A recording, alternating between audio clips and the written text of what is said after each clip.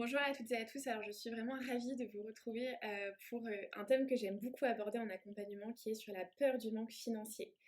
Donc si l'argent est un point de blocage pour vous et que vous vous sentez un petit peu paralysé dans votre processus de reconversion à cause de ça, écoutez bien cette vidéo parce que je vais vous partager un petit peu deux grands leviers sur lesquels agir pour vous libérer un petit peu plus de ça et avancer plus sereinement dans votre reconversion.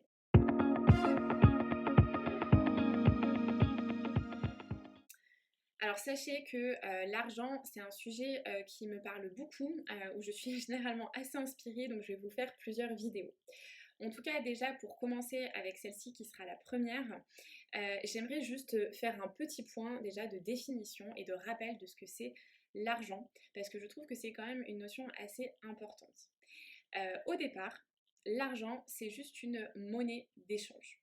Donc en fait, ce qui est important à comprendre, c'est que c'est pas l'argent en tant que monnaie, que des pièces, des billets en tant que tel qui est un souci, c'est plutôt notre rapport à l'argent qui est complètement erroné pour l'immense majorité des gens qui sont sur cette planète. On a fait un petit peu tout et n'importe quoi avec l'argent. Et en fait, dans cette vidéo, mais aussi dans toutes les prochaines que je vais faire, dans tous mes accompagnements, l'idée en fait c'est de conscientiser que c'est le rapport à l'argent qu'on vient un petit peu transformer et faire évoluer plus positivement, plus que l'argent en tant que monnaie. En fait, l'argent au départ c'est simplement un moyen d'échange. Avant on avait du troc ou avant on avait des échanges de services. Et puis en fait on est passé pour des raisons de simplicité et aussi pour fixer justement des prix, avoir des comparatifs, etc. sur ce que coûte telle ou telle chose. On est venu effectivement mettre cette monnaie d'échange qui se transforme après en devises, donc on a l'euro, les dollars, etc. Mais au départ c'est juste un moyen d'échange. Et au départ l'argent c'est juste, par exemple vous allez à la boulangerie, vous voulez une baguette de pain, bon très bien, il y a le boulanger ou la boulangère qui va faire la baguette. En échange du pain que vous allez recevoir et que vous allez pouvoir manger, vous allez donner entre 80 centimes, 1 euro et 2-3 euros. Donc voilà, au départ, si vous voulez, c'est juste un moyen d'échanger. C'est important de le rappeler. Donc en fait, finalement, si c'est juste un moyen d'échange, une question intéressante à se demander, c'est pourquoi ça pose autant de problèmes en fait. Et surtout dans le processus de reconversion, pourquoi on a autant peur du manque financier. Donc en fait, c'est un sujet qui est très vaste, de toute façon qui nécessite du temps, qui nécessite un changement d'état d'esprit, qui nécessite beaucoup de choses, entre guillemets, mais où l'avantage c'est que ça peut aller très vite. Moi je sais que dans ma propre reconversion, et pour le voir quand même plutôt pas mal chez les personnes que j'accompagne, c'est un sujet sur lequel c'est possible de vite changer d'état d'esprit. Donc ça c'est la bonne nouvelle. Il y a deux choses du coup qu'on va voir dans cette vidéo, et puis dans d'autres vidéos on ira un peu plus en profondeur sur chacune de ces deux choses. C'est qu'en fait pour transformer son rapport à l'argent et pour arriver à se sécuriser par rapport à la peur du manque, moi j'aime bien avancer sur deux aspects différents. La première, c'est justement sur le rapport qu'on a au sujet de l'argent. C'est vraiment sur ce côté de se dire en fait aujourd'hui j'ai une vision qui est scalée, qui est subjective de l'argent. Et c'est de regarder comment je peux changer mes croyances et toute la construction que j'ai autour de l'argent. Ça, c'est le pilier numéro un sur lequel on travaille dans chacun de mes accompagnements. Le pilier numéro 2 sur lequel on travaille, c'est de ramener de la rationalité sur l'argent. Et notamment, en fait, souvent, on a des peurs du manque financier qui sont complètement irrationnelles. On a des peurs parfois viscérales de se retrouver à la rue, de se retrouver complètement sans argent qui rentre. Alors que objectivement, dans la plupart des cas, ou en tout cas dans la plupart des gens que j'accompagne, et c'est vrai aussi chez moi, il y a quand même de l'argent qui est sur votre compte bancaire. Il y a quand même des gens qui vous entourent. Il y a quand même des solutions. Il y a quand même des options. Je pense que quand même, si on a besoin de trouver de l'argent, on peut arriver à le trouver quand même. Et à trouver des moyens avant d'être complètement à la rue et sans dessus-dessous. Même si bien évidemment ce n'est pas nier le fait qu'aujourd'hui on vit quand même dans une société où il y a des grosses difficultés, où il y a plein de gens qui sont en insécurité et qui sont objectivement dans des situations qui sont assez difficiles. C'est pas du tout nier ça, mais c'est aussi des fois de ramener un petit peu de perspective. Donc le deuxième pilier, et c'est ce qu'on va aborder dans cette vidéo, c'est du coup cet aspect plus on va dire organisationnel et arriver à gérer un budget. Et pour moi quand on travaille sur ses croyances, sur son rapport à l'argent, et que objectivement on regarde combien d'argent on a à disposition et qu'on met des choses concrètes, et ben en fait on arrive quand même à se rassurer par rapport à cette peur du manque financier. Alors pour vous dire quelques mots sur ce pilier numéro 1 qui est autour des croyances, Effectivement, la plupart d'entre nous, on a un rapport qui est très personnel et qui est très subjectif par rapport à l'argent. Et ce rapport, il s'est construit à travers différentes couches. Et ça, c'est important de le comprendre parce que du coup, une fois qu'on a compris ça, on va pouvoir agir sur chacune des couches. Imaginez que, je vais prendre mon exemple, moi j'ai un rapport à l'argent qui est ce qu'il est. Ok, très bien. Donc moi j'ai mes croyances par rapport à l'argent, j'ai mes croyances par rapport à la vision du manque, j'ai mes croyances par rapport aux riches, par rapport aux pauvres, par rapport aux gens qui gagnent beaucoup d'argent, par rapport à l'argent en tant que pouvoir. Voilà, donc ça c'est comment moi je me suis construite. Et ça c'est ma croyance qui est personnelle. Sauf qu'en fait, ces croyances, elles ne sont pas que personnelles. Ces croyances, elles sont aussi héritées bien, de mon histoire et de tout ce que j'ai entendu dans mon entourage et dans ma vie depuis que je suis enfant. Donc en fait, dans mes croyances à moi, il y a aussi les croyances de ma famille, il y a aussi la croyance de tout ce que j'ai entendu, de tous les comportements que j'ai pu observer depuis que je suis enfant sur l'argent, de ce que ma mère, mon père m'ont dit au sujet du travail et du rapport à l'argent. Typiquement, voilà, il faut travailler dur pour gagner sa vie. Le travail, c'est hyper important. Il faut que tu réussisses à l'école pour avoir un beau métier, pour avoir une sécurité financière après. Voilà, je pense que ça parlera à beaucoup de monde. Moi, c'est le cadre dans lequel j'ai grandi.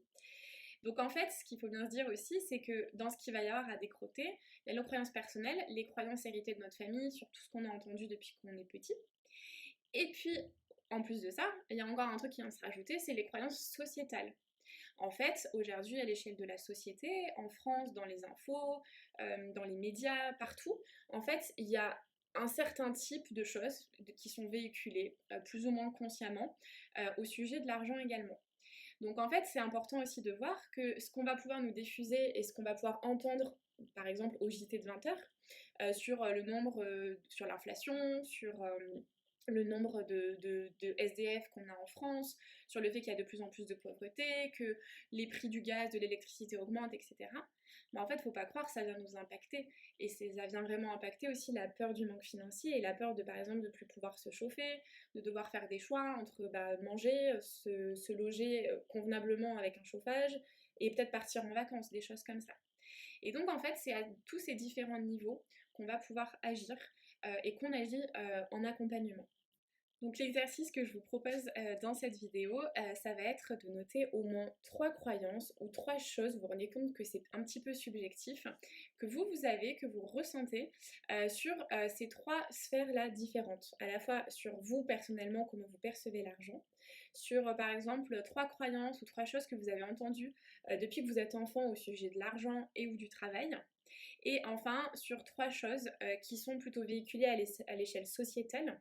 Donc là, je dirais que j'ai fait un pan surtout autour de la pauvreté, parce que c'est un peu le contexte, l'actualité, l'inflation, etc. Mais ça peut très bien être aussi sur l'argent et le pouvoir, sur les riches dans la société, les pauvres dans la société, etc. Donc notez un petit peu 3 choses par sphère qui vous parlent et voyez un petit peu comment est-ce que ça vient vous impacter et comment est-ce que vous pourriez transformer ça en croyances un peu plus positives. Ça, on en parlera plus en détail dans d'autres vidéos, ne vous en faites pas. Mais déjà, ça peut être bien de conscientiser ça et de vous dire, ok, bon là, je me rends compte qu'il y a des petites choses à faire peut-être sur voilà, comment moi j'ai construit mon rapport à l'argent et comment je peux le changer.